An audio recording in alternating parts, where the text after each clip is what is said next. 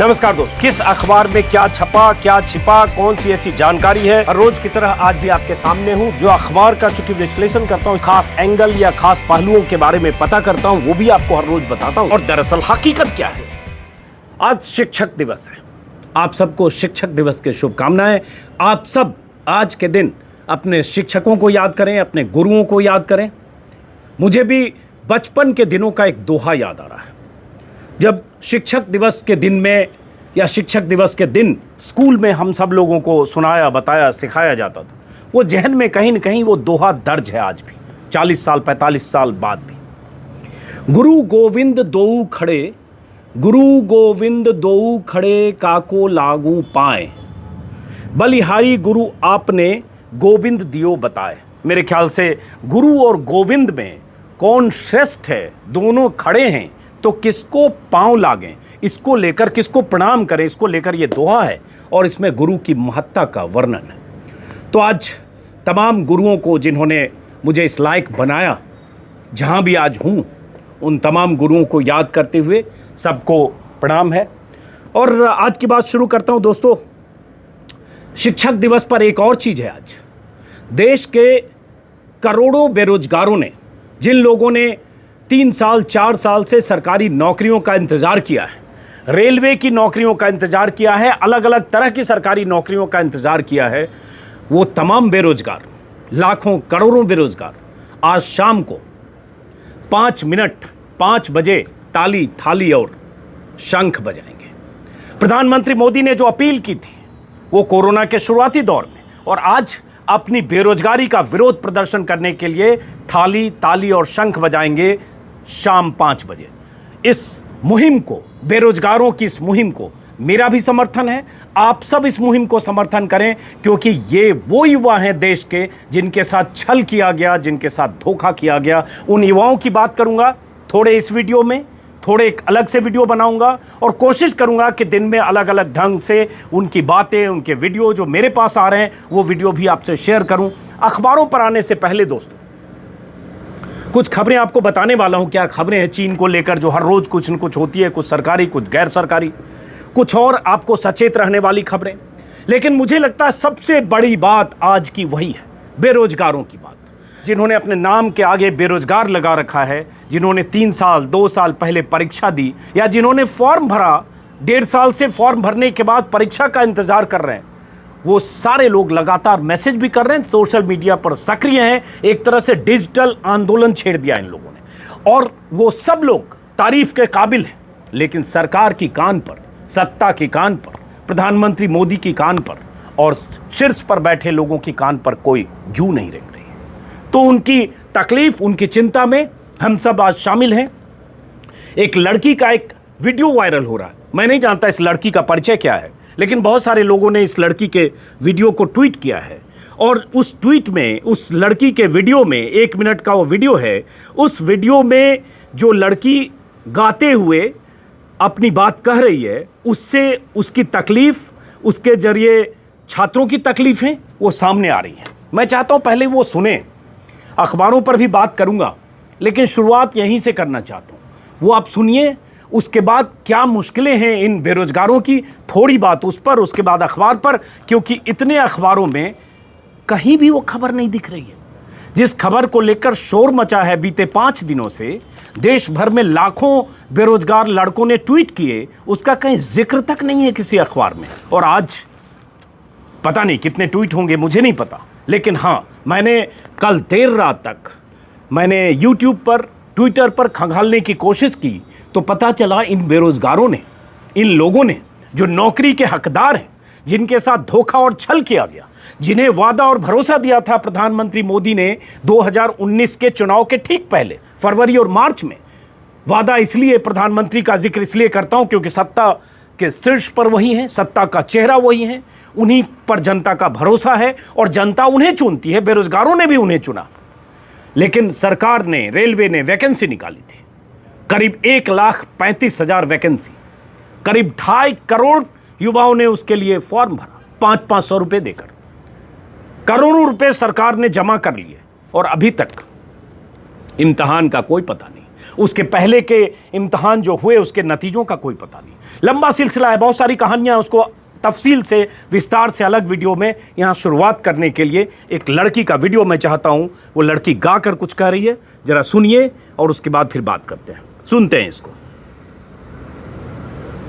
हाय हाय रे गवर्नमेंट तो हर काम देखला, बबुआ घूमेलन ना काम देखला, छाने समोसा बेचे पकौड़ी, पॉकेट में एको नया नाही कौड़ी, पढ़ लिख के भजे राम राम देखला, बबुआ घूमेलन ना काम देखला, साल भर में आधी एगो आवे भरती, खाद पियत खूब ही काटत आवे जरती, आवे में लग जावे जाम देखला, बबुआ घूमेलन ना काम देखला, अरे थाली बजावे ताली बजावे, लाइट बुताए मोमबत्ती जलावे, सतीहे में हुए बदनाम देखला, बबुआ घूमेलन ना काम देखला, साहब बड़े बड़े डीलिंग ले कुछ ना हो आई, काम चाही काम बस चली ना कुताई, खोला ना आँख सरेआम देखला, का ऐसे कमाएंगे नाम देखला, बबुआ घूमेलन ना काम देखला, हाय हाय रे गवर्नमेंट। Thank you. सुना आपने, मैं नहीं जानता ये लड़की कौन है, लेकिन गाकर ही सही इसने जो संदेश दिया है वो काफ़ी है। मेरे ख्याल से आप तक पहुंच चुकी होगी इसकी बात। ऐसे बहुत सारे लड़कों के वीडियो लगातार आ रहे हैं, कुछ तस्वीरें मैं दोनों स्क्रीन पर दिखा रहा हूं। मैं कोशिश करूंगा इनकी आवाज़ें आप तक पहुंचे, और अगर मैं नहीं भी पहुंचाऊंगा तो भी इनकी आवाज़ें पहुंच रही है। ये इतने सक्षम हो गए आज की तारीख में, डिजिटल मीडिया ने इन्हें इतना सक्षम कर दिया है कि अगर कोई इनकी आवाज़ को दबाना भी चाहेगा तो भी इनकी आवाज़ अब रुक नहीं सकती। ये अलग बात है कि सत्ता से इनकी आवाज़ का प्रत्युत्तर नहीं मिला है। ये अलग बात है कि बीते 5 दिनों के दौरान, 6 दिनों के दौरान प्रधानमंत्री मोदी की मन की बात से लेकर उसके बाद के उनके 2 कार्यक्रम के दौरान जितने डिसलाइक हुए लाखों की तादाद में, वो भी इन बेरोजगारों और छात्रों के गुस्से का प्रतीक है। इसकी वजह से वहाँ डिसलाइक की गिनती का बटन ही हटा दिया गया ताकि पता ही नहीं चले कि कितने लोग डिसलाइक कर रहे हैं। लेकिन इन छात्रों का गुस्सा, और मैं हैरान हुआ देखकर, इतने लोग YouTube पर लगातार सक्रिय हैं। इन छात्रों के शिक्षक जो इन्हें पढ़ाते हैं, मैथमेटिक्स के अलग अलग विषय के, हिस्ट्री के, सिविक्स के अलग अलग शिक्षकों ने दुनिया भर के YouTube प्लेटफॉर्म पर इनकी बातें वो लगातार कह रहे हैं, बता रहे हैं, सरकार से मांग कर रहे हैं कि SSC रिजल्ट का डेट, हालांकि अभी अचानक बेचैनी में या इनका असर कहें कि अचानक आया कि SSC का जो रिजल्ट जो अटका हुआ था उसका डेट आने वाला है या आ गया है, सरकार की तरफ से ऐसा नोटिफिकेशन आया है। इम्तहान को लेकर भी SSC को लेकर है कि सरकार की तरफ से कहा जा रहा है कि एक देर रात मैं कुछ अखबारों पर खबर देख रहा हूँ कि एडमिट कार्ड डाउनलोड कर सकते हैं। अब उन्हें पता चल जाएगा। RRB NTPC का एडमिट कार्ड, जिन लोगों ने RRB के लिए जिन्होंने पैसे जमा किए थे, फॉर्म जमा किए थे फरवरी मार्च 2019 में, उनके लिए एडमिट कार्ड की जानकारी है। हालांकि अभी एग्ज़ाम डेट को लेकर अभी पुख्ता तौर पर पता नहीं है। ये सरकार की तरफ से थोड़ी हलचल हुई है, रेल मंत्रालय की तरफ से, लेकिन ये चिंता और बेचैनी की बात है कि जो सरकार बेरोजगारों के हितों की हिफाजत के लिए, नौकरी देने के लिए सत्ता में आई थी, जो सरकार और प्रधानमंत्री मोदी, अगर प्रधानमंत्री मोदी के 2013 के भाषण का जिक्र बार बार होता है, जब उन्होंने कहा था हर साल 2 करोड़ लोगों को नौकरियां देंगे, जिसका जिक्र उसके बाद 2019 में नहीं हुआ, 17, 18, 19 में कहीं उसका जिक्र नहीं हुआ, लेकिन 2 करोड़ नौकरियां गई हैं अभी कोरोना काल में। और वो छात्र, वो स्टूडेंट जो 3-3 साल से तैयारी कर रहे हैं, जिन्होंने फॉर्म भर दिया, जिन्होंने इम्तहान दे दिया, उनके या तो नतीजे नहीं आए या फॉर्म भरा तो इम्तहान नहीं हुआ। इस पर हम विस्तार से बात करेंगे। फिलहाल इस बातचीत को हम अखबार तक आते हैं दोस्तों, और जितना मैंने समझने की कोशिश की, क्योंकि ये विषय मेरा नहीं है इसलिए मुझे समझने की कोशिश करनी पड़ी। इन लोगों की सिर्फ ये मांग है कि समय पर परीक्षाएं हो, हर साल वैकेंसी निकले, और अगर वैकेंसी निकले तो परीक्षाएं समय पर हो, परीक्षाएं समय पर हो तो रिजल्ट भी समय पर हो, रिजल्ट हो तो ज्वाइनिंग समय पर हो। क्योंकि जो बहुत सारी नौकरियों के बारे में मुझे पता चला कि उनके रिजल्ट निकल चुके, वो पास हैं लेकिन उसके बाद उनकी ज्वाइनिंग नहीं हो रही है। नौकरियां साल दर साल कम होने की जानकारी है, उसके ग्राफिक्स यही स्टूडेंट लगातार रिलीज कर रहे हैं कि कैसे नौकरियां कम होती जा रही है। किसी नौकरी के लिए फॉर्म भरवाया गया तो परीक्षाएं नहीं हुई। ऐसी तमाम नौकरियों का जिक्र स्टूडेंट लगातार कर रहे हैं और अपने अपने ढंग से स्टूडेंट लगातार विरोध कर रहे हैं। स्टूडेंट क्या, मैं कहूँगा बेरोजगार, और उन्होंने सबने अपने नाम के आगे बेरोजगार लगा रखा है। एसएससी सीजीएल हैं जिसके कंबाइंड ग्रेजुएशन लेवल का विज्ञापन मई 2018 को दिया गया। प्रारंभिक परीक्षा हुई 1 साल बाद 4 जून 19 को। टीयर 2 की परीक्षा हुई 11 सितंबर को। टीयर 3 की परीक्षा हुई 29 दिसंबर को। 8 महीने हो गए, नतीजा नहीं आया। ऐसे ही एसएससी सीजीएल के स्टूडेंट की शिकायत है कि 2017 में जिन उम्मीदवारों के रिजल्ट घोषित किए गए उनमें से बहुतों को अभी तक ज्वाइनिंग नहीं मिली। ऐसे ही आरआरबी एनटीपीसी के 1.5-2 साल से तैयारी करके बैठे हैं, फॉर्म भर के बैठे हैं, इम्तहान की तारीख का इंतजार करें। तो ऐसी इन स्टूडेंट्स की मांग है। इनके बहुत सारे वीडियो मेरे पास भी आ रहे हैं, उन वीडियो को अलग से मैं उस पर बात करूंगा। फिलहाल आता हूं दोस्तों अखबार पर। कहां से शुरू करूं आज के अखबार की बात, चूंकि सुबह जब ये देखा मैंने और लगातार मुझे भी वीडियो देखने को मिल रहे थे तो एक मन में बेचैनी होती है कि इनकी आवाज़ें कहीं पहुंच क्यों नहीं रही है, सरकार में बेचैनी क्यों नहीं है। तो आज के अखबार की बात दोस्तों, चीन की खबरें हर अखबार में है, लेकिन मैं शुरू करूंगा एक चिंता की खबर से, और दिल्ली की खबर है। और दिल्ली में अगर ऐसा हो सकता है तो दूसरे राज्यों में कहीं भी हो सकता है। ये खबर है भास्कर में पहले पन्ने पर है। बिना टेस्ट 2400 रुपये में कोरोना रिपोर्ट, 75 से ज़्यादा फर्जी रिपोर्ट मिले। अब ये क्या हुआ जरा सोचिए, कितनी चिंता की बात है। दिल्ली में पीपीई किट पहनकर सहयोगी लेता था सैंपल, लैब भेजने के बजाय कर देता था नष्ट। टेस्ट तो लेता था वो और उसका असिस्टेंट, 2400 रुपये रेट के बदले टेस्ट का रेट भी ले लेता था, लेकिन टेस्ट करवाता ही नहीं था, फेंक देता था उस टेस्ट की जो भी रिपोर्ट थी या जानकारी वो लेता था सैंपल का, और उसके बाद ऐसे ही अपनी तरफ से वो पॉजिटिव निगेटिव एक सिम्टम देख के बनाकर दे देता था। जरा सोचिए कितनी खतरनाक बात है।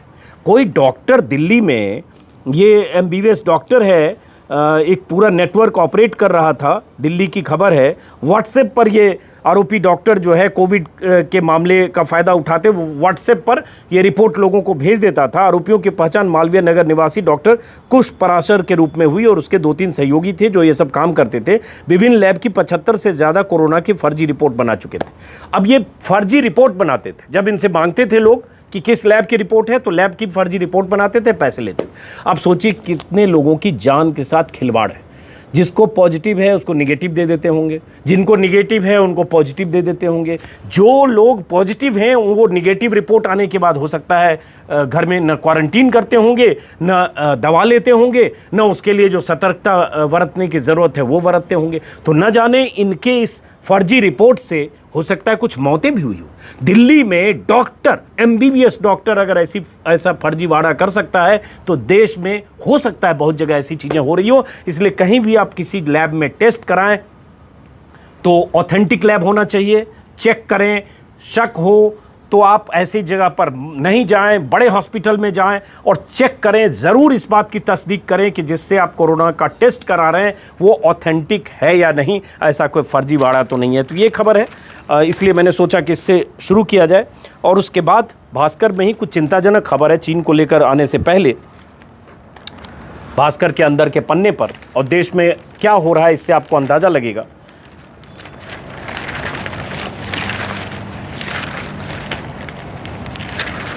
ये देखिए पेज 7 पर भास्कर में खबरें हैं जिसमें लाखों का कर्ज था।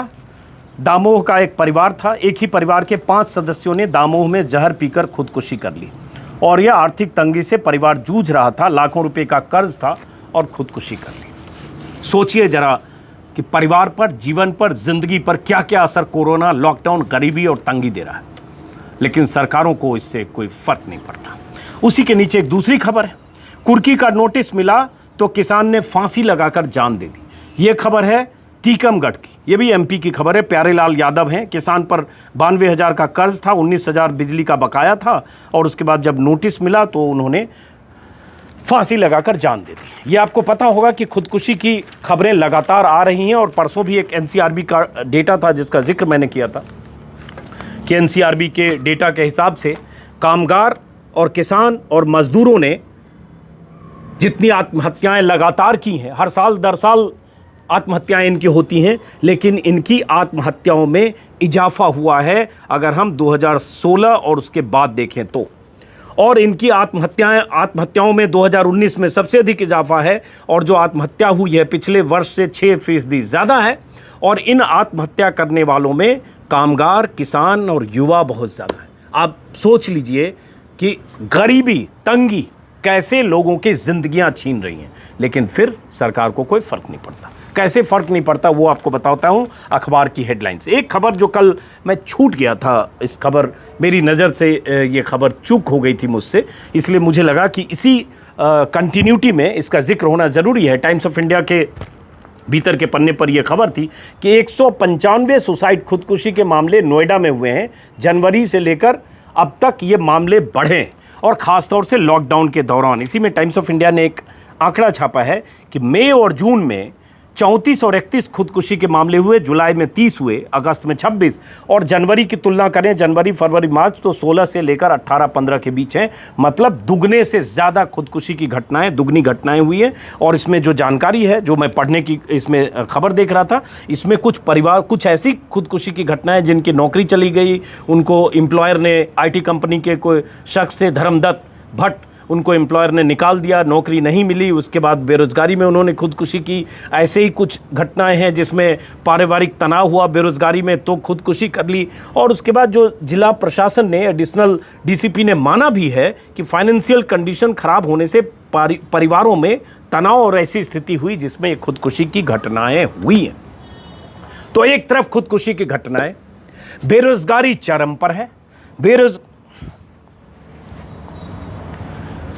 खुदकुशी की घटनाएं, बेरोजगारी चरम पर है। देश भर में बेरोजगारों का विरोध, सरकार से लगातार मांग कि जो परीक्षाएं आपने ली हैं उसके नतीजे घोषित करिए, जिनके नतीजे आपने घोषित किए हैं उनकी ज्वाइनिंग दीजिए, और जिनके फॉर्म भरवाएं उनके इम्तहान लीजिए। लेकिन कहीं कुछ नहीं। इस बीच खबर क्या आती है, इकोनॉमिक टाइम्स की हेडलाइन, और GDP का क्या हाल है, कैसे गोता और रसातल, उसकी खबर 3 दिन पहले। आपको पता है कि दुनिया में सबसे बुरा हाल भारत की GDP का, रसातल में नंबर 1। जैसे कहते हैं ना, हम लोग स्कूल में पहले मजाक में कहते थे कि हम नीचे से फर्स्ट हैं, तो नीचे से फर्स्ट GDP में भारत आया है। उसके बाद इकोनॉमिक टाइम्स की हेडलाइन क्या कहती है, India seeing V shaped recovery, says finance minister. Bharat V shape की रिकवरी देख रहा है। वी शेप की रिकवरी ऐसे होता है, ऐसे डिप और यहाँ से रिकवरी। तो अब ये वी शेप की रिकवरी देख रहे हैं, तो ये उम्मीद पर दुनिया कायम है जैसे लोग हैं। रिकवरी होगी भी, इसमें कोई शक नहीं, लेकिन उसकी बात तो हो कि जो हुआ और जो हो रहा है, और जो मुसीबतें और मुश्किलें हैं, जो बेरोजगारी है, जो तंगी है, उसको लेकर सरकार न मन की बात में प्रधानमंत्री करते हैं, मन की बात में वो खिलौने कुत्ते की नस्लों पर बात करते हैं। सरकार की तरफ से ऐसे बयान देकर लगता है कि जख्म पर मरहम की जगह जख्म पर नमक छिड़का जाता, और इसी में इन्होंने कहा है कि कैसे वी शेप में ये भारत की तरक्की और प्रगति देख रहे हैं। लेकिन हर सेक्टर का क्या बुरा हाल है, ऐसी खबरें हम लगातार देख रहे हैं। मॉरेटोरियम को लेकर जो करोड़ों लोगों की नुमाइंदगी करने वाले याचिकाकर्ता सुप्रीम कोर्ट के दरवाजे खटखटा रहे हैं, अभी तक कोई राहत जैसी चीज़ नहीं दिखी है। कुछ संकेत ज़रूर दिखे हैं, देखना है, अभी फैसला आना है। तो ये खबर है। उसके बाद कोरोना को लेकर पीक की खबरें हैं, लेकिन उससे पहले ज़रा चीन चलते हैं। चीन की खबर जो अखबारों में दिख रही है, एक बार उस पर बात कर लेते हैं, उसके बाद फिर कोरोना और बाकी खबर पर। चीन को लेकर अमर उजाला और सारे अखबारों की हेडलाइन यही है। अगर भास्कर की हेडलाइन की बात करें तो LAC पर हालात नाजुक, सेना प्रमुख, चीन आक्रामक तेवर न दिखाए राजनाथ।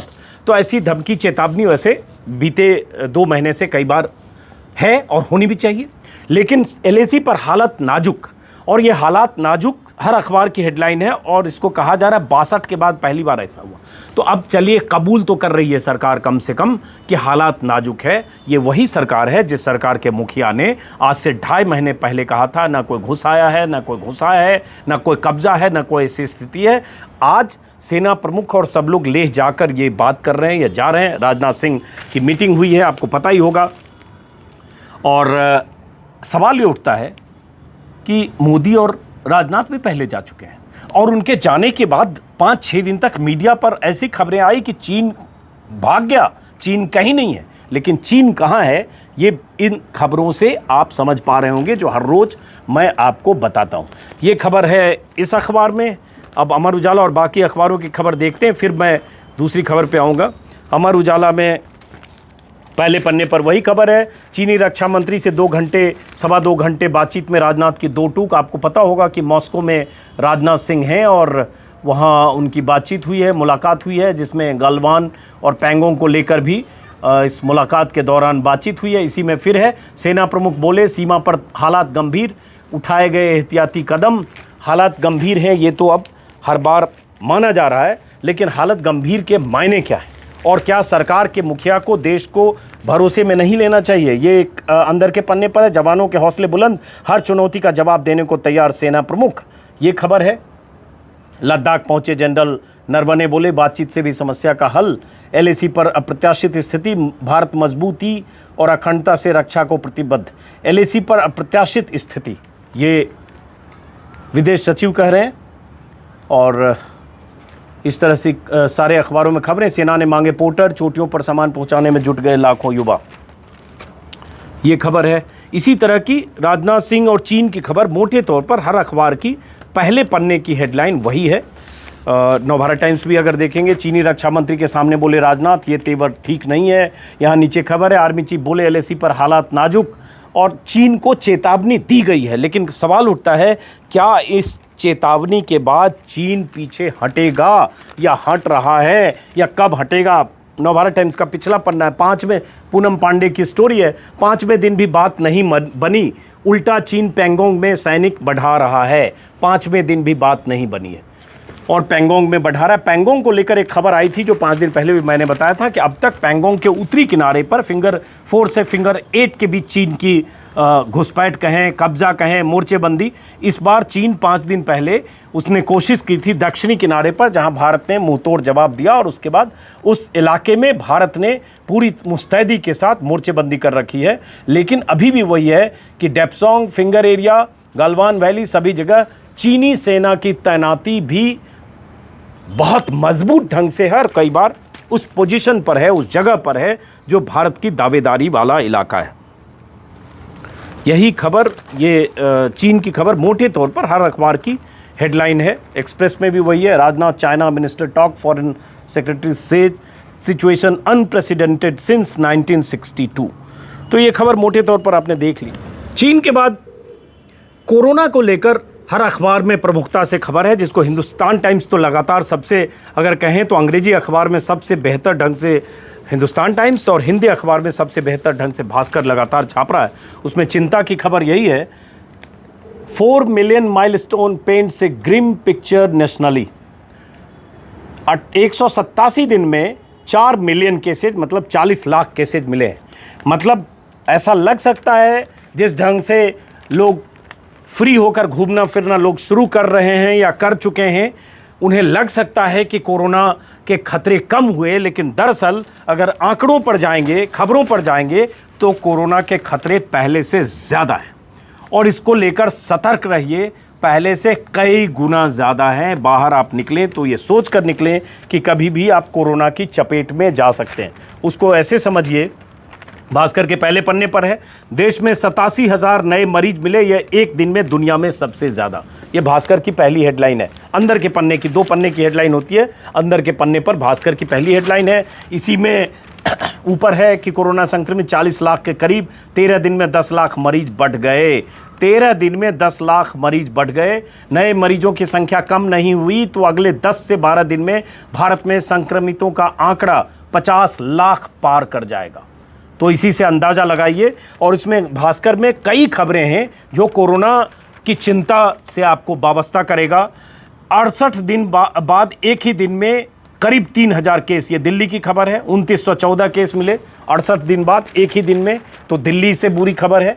अंदर फरीदाबाद में वैसे ही खबर है, कोरोना फिर पकड़ने लगा रफ्तार। उसके बाद गुड़गांव की ऐसी ढंग से खबर है कि एक्टिव केसेज में 31% की बढ़ोतरी हुई है। अलग अलग सब जगह कोरोना की खबर मैं सिर्फ अभी भास्कर उठा रहा हूँ जिससे आपको अंदाज़ा लगे। रायपुर में, मध्य प्रदेश में, छत्तीसगढ़ में, हर जगह कोरोना की मरीजों के तादाद बढ़ने की खबर आ रही है। बिहार की खबर दिल्ली के अखबारों में कम छपती है, जो बिहार के दर्शक होंगे उनको अंदाजा होगा। तो ये खबर मोटे तौर पर हर अखबार में है। और उसके बाद एक शिक्षक दिवस पे अच्छा छापा है दैनिक भास्कर ने, एक पूरा पन्ना छापा, पूरा पन्ना नहीं आधा पन्ना है, नवभारत टाइम्स में भी है लेकिन भास्कर में है। कुछ शिक्षक जिन्होंने कुछ अलग काम किया है उनकी प्रोफाइलिंग की है। तो ये जिसमें झारखंड के शिक्षक हैं, बच्चों को पढ़ाने के लिए गांव में खंभों पर लगाए लाउड स्पीकर, गुजरात के हैं लॉकडाउन में स्कूल की दीवारों पर बनाए 800 से ज़्यादा चित्र, केरल के हैं बच्चे बोर न हो इसलिए AR से क्लास में ले आते थे रोबोट और हाथी। AR मतलब AR VR बोलते हैं, ऑगमेंटेड रियलिटी से, ये हम लोग न्यूज़ रूम में इस्तेमाल करते हैं। तो ये खबर है। बिहार चुनाव को लेकर हर जगह खबर है। आपको बिहार के लोगों को अंदाज़ा होगा कि अब लगता है बिहार में जो तयशुदा वक्त है 29 नवंबर के पहले चुनाव की प्रक्रिया पूरी हो जाएगी, क्योंकि जो 64 विधानसभा सीटें हैं अलग अलग राज्यों की और एक पार्लियामेंट्री सीट उपचुनाव को लेकर कहा है कि बिहार के साथ ही कराए जाएंगे। उससे लगता है कि अब ये समय पर होगा। तो कोरोना को लेकर जो टालने की मुहिम थी या टालने की मांग थी कुछ दलों की, खासतौर से RJD उसमें है, उस मांग को अस्वीकार तो पहले ही कर चुका है सुप्रीम कोर्ट और चुनाव आयोग भी सुप्रीम कोर्ट में खारिज हो चुकी है याचिका। लेकिन अब लगता है कि वो वक्त पर चुनाव होगा। उसके बाद कुछ और खबरें हैं। कंगना रनावत और संजय राउत के आपसी तू मैं की खबर मुझे लगता है दिन भर इतना चैनल पर आप देख चुके होंगे कि उस पर बात करने का मेरे लिए कोई मतलब नहीं है। उसके अलावा छिटपुट कुछ खबरें हैं। एक खबर मैंने देखी कुछ अखबार में छपी है और मुझे लगता है अच्छी है कि पंजाब सरकार ने ये फैसला लिया है, अमरिंदर सिंह की सरकार ने, कि जो जिन घरों में कोरोना के मरीज हैं उन घरों के बाहर जो पोस्टर चिपकाए जाते हैं वो पोस्टर नहीं चिपकाएंगे। पोस्टर मतलब सरकारी नोटिस चिपकाया जाता है, वो एक तरह से ट्रॉमा भी होता है, एक आइसोलेशन भी होता है, बगल अगल के मोहल्ले के लोगों के लिए एक संदेश भी होता है और कई बार वो अछूत जैसी स्थिति होती है। उससे उस माइंडसेट को काउंटर करने के लिए या बदलने के लिए अमरिंदर सिंह सरकार ने ये फैसला लिया है और मुझे लगता है इस फैसले का स्वागत होना चाहिए, क्योंकि समाज में एक प्रवृत्ति ऐसी हो गई कि कोरोना से कोई अगर ग्रसित होता है तो लोग उसको इतना अछूत मानते हैं कि वो अकेला पड़ता है और उसमें एक स्वार्थ भी दिखने लगता है। तो उसके खिलाफ है। उसी को एक्सप्रेस ने छापा, in Punjab no more posters outside homes with covid patients in isolation. इसके बाद ये कुछ अखबारों में और अखबारों में खबर है तो ये है। उसके बाद कन्नड़ की एक actress Ragini Dwivedi drug paddling racket से लिंक में पकड़ी गई हैं। उनके रिश्ते थे मुंबई में 2 पकड़े गए हैं, आपको पता ही होगा वो कहानी कहाँ से चलकर कहाँ पहुँच गई है। और ड्रग्स पर अगर पकड़े जाने लगे मुंबई में तो यकीन मानिए मुंबई ही नहीं दिल्ली में भी ड्रग कंज्यूम करने के आरोप में पकड़े जाएं या ड्रग डीलर और पैडलर से ड्रग लेने के आरोप में पकड़े जाने लगे तो दिल्ली के सैनिक फार्म 5 सितारा होटल, अभी कोरोना में कम होगा लेकिन ऐसे आम दिनों में वीकेंड पार्टी में, रेव पार्टी में और मस्ती वाली जो बड़े लोगों की पार्टियां होती है दिल्ली और मुंबई, हर रोज सैकड़ों लोग पकड़े जा सकते हैं। मुंबई की जो फिल्म की सोसाइटी है, फिल्मी जो दुनिया है, उसमें बड़े लोगों की जो दुनिया है उसमें बहुत सारे लोग ड्रग कंज्यूम करते हैं, महंगे ड्रग। ये नहीं ड्रग तो ऐसे आपको कहीं गरीब आदमी भी कहीं सिगरेट और बीड़ी में भर के पीता हुआ दिखता होगा, मैं उस ड्रग की बात नहीं करूं, वो गांजा होता है। लेकिन वो ड्रग जो महंगे ड्रग बाहर से आते हैं, वो ड्रग पीने के आरोप में अगर चेकिंग होने लगे तो हज़ारों लोग हर रोज पकड़े जा सकते हैं बड़े शहरों में। लेकिन फिलहाल मामला जांच का है। खुदकुशी थी, हत्या नहीं थी, करीब करीब थ्योरी यहां तक आ चुकी है। अब उसको ड्रग की तरफ ले जाया जा रहा है कि वो ड्रग खरीदते थे या ड्रग पेडलर से उनके रिश्ते थे। इस आरोप में 2 की गिरफ्तारी हुई। देखते हैं उसमें, उसी को हेडलाइन है हिंदुस्तान में पहले, रिया का भाई शौबिक और सैमुअल मिरांडा गिरफ्तार, ड्रग खरीदवाने का आरोप। गाजियाबाद में आज से बार और रेस्तरां खुलेंगे। तो मुझे लगता है सरकार को शायद इसकी ज़रूरत है आर्थिक तौर पर, क्योंकि इससे टैक्स मिलता है, लेकिन आप लोग अभी इससे बचें तो बेहतर होगा। पहले पन्ने पर मतभेदों का शांतिपूर्ण हल जरूरी, सब अखबार में वही छपा है। सेना प्रमुख नरवाने ने कहा LAC पर हालत नाजुक। और उसके बाद अंदर के पन्नों पर भी कुछ खास खबर नहीं। दिल्ली में गति सीमा को लेकर एक खबर छपी है कि कैसे सरकार चाहती है गति सीमा फिक्स किया जाए ताकि अलग अलग जगह अलग अलग गति सीमा है और उसकी वजह से हादसे और भी होते हैं और चालान भी होता है और कन्फ्यूजन भी बना रहता है। तो ये खबर है। एक खबर है, यूपी में एडहॉक शिक्षकों को परीक्षा लेकर भर्ती करें। उच्चतम न्यायालय ने कहा, हाईकोर्ट ने, कि कॉलेजों में काम कर रहे 600 टीजीटी एडहॉक शिक्षकों को नियमित रूप से भर्ती करें। ये भर्ती को लेकर हर राज्य में परेशानी है, मांग है, लेकिन आंदोलन के बाद भी सरकार जिस ढंग से बेरोजगारी दूर करने की कोशिश होनी चाहिए वो हो नहीं रही है। इस पर अलग से मैं वीडियो में बात करूंगा। भड़काऊ पोस्ट हटाने में फेसबुक पर बवाल, ये सब खबर, तो कुछ ऐसी चीज़ है नहीं यार। मुझे आज सुबह भी समझ में नहीं आ रहा था कि आज मैं बात क्या करूंगा। कोई अखबार में ऐसी खबर मुझे दिखी नहीं। कोविड को लेकर चूँकि रोज़ बात करता हूँ, टाइम्स ऑफ इंडिया में पहले पन्ने पर वही खबर है, 4 million India cases cross 4 million, last 1 million fastest for any country. ये चिंताजनक खबर है जिसका मैं जिक्र कर चुका। और फिर राजनाथ और चीनी विदेश मंत्री से बातचीत। एक जो निक्सन को लेकर, हाँ ये ध्यान आया मुझे, रिचर्ड निक्सन जो अमेरिकन प्रेसिडेंट थे, उनको लेकर या उनकी राय जो थी उसको लेकर एक टेप सामने आया है। टाइम्स ऑफ इंडिया में पहले पन्ने पर है, एक्सप्रेस में भी पहले पन्ने पर है। 1971 tapes expose sexist anti Indian rents of disgraced US ex president Nixon. अब ये निक्सन की खबर ये एक्सप्रेस में भी है, बहुत दिलचस्प है। रिचर्ड निक्सन की राय भारत को लेकर, भारतीयों को लेकर, भारत की प्रधानमंत्री उस वक्त इंदिरा गांधी थी, उनको लेकर जो उनकी राय थी उस पर काफ़ी कुछ लिखा गया है, बहुत रिसर्च हुआ है और किताबें भी है। एक्सप्रेस में भी पहले पन्ने पर छापा है। इसको लेकर मैंने एक बार लेख, हालांकि इस टेप को लेकर नहीं, रिचर्ड निक्सन को किस ढंग से आंखों में आंखें डालकर इंदिरा गांधी ने मुलाकात की थी, निक्सन ने कैसे इंदिरा गांधी को ह्यूमिलिएट करने, जलील करने की कोशिश की थी। 45 मिनट तक व्हाइट हाउस में उन्हें इंतज़ार कराया था उस वक्त जब भारत पाकिस्तान के बीच युद्ध की स्थिति थी, और कैसे इंदिरा गांधी ने जवाब दिया और कैसे निक्सन की परवाह किए बिना लौटी। और उसके बाद रात में जब मेज़बानी, भारतीय प्रधानमंत्री की मेज़बानी के लिए निक्सन ने जब डिनर दिया, उस डिनर में इंदिरा गांधी ने चुप्पी साध कर इशारों में, संकेतों में कैसे निक्सन को उनकी उस बेहूदगी का जवाब दिया जो उन्होंने 45 मिनट तक इंदिरा गांधी को इंतजार कराया था। और उसके बाद निक्सन के स्टेटमेंट इंदिरा गांधी को लेकर, जो हेनरी किसिंजर के स्टेटमेंट इंदिरा गांधी को लेकर, इसको लेकर किताब छप चुकी है।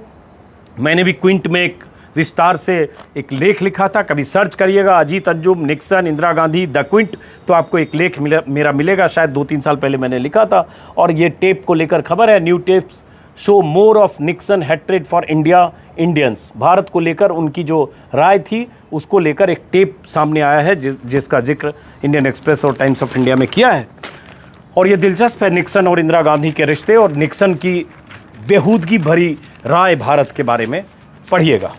तो ये खबर है दोस्तों। फिलहाल मैं इस वीडियो को, चूँकि मुझे कुछ ऐसा दिखा नहीं और आज मैं दिन में बेरोज़गारी वाले मुद्दे पर अपनी बात करना चाहता हूँ। आप में से जो छात्र, जो स्टूडेंट, जो बेरोज़गार, अगर आप वीडियो भेजना चाहें आज भेजें। और आज ट्विटर पर मुझे पता है आप में से बहुत सारे लोग सक्रिय होंगे। आपके वीडियो को, आपकी सक्रियता को, आपकी मांग को मेरा भी समर्थन है। हम जैसे हज़ारों लाखों लोग आपके समर्थन में हैं। लेकिन हाँ, ये लड़ाई लंबी है। जब तक बेरोज़गारी को लेकर सरकार की नींद न खुले तब तक आपको ऐसे ही चौकस होकर, आक्रामक होकर, तेवर के साथ विरोध जारी रखना चाहिए। फिलहाल इस वीडियो को यहीं ख़त्म करता हूं दोस्तों। फिर मुलाकात होगी किसी और वीडियो में। नमस्कार दोस्तों। किस अखबार में क्या छपा, क्या छिपा, कौन सी ऐसी जानकारी है, हर रोज की तरह आज भी आपके सामने हूं। जो अखबार का चूंकि विश्लेषण करता हूं, खास एंगल या खास पहलुओं के बारे में पता करता हूं, वो भी आपको हर रोज बताता हूं। और दरअसल हकीकत क्या है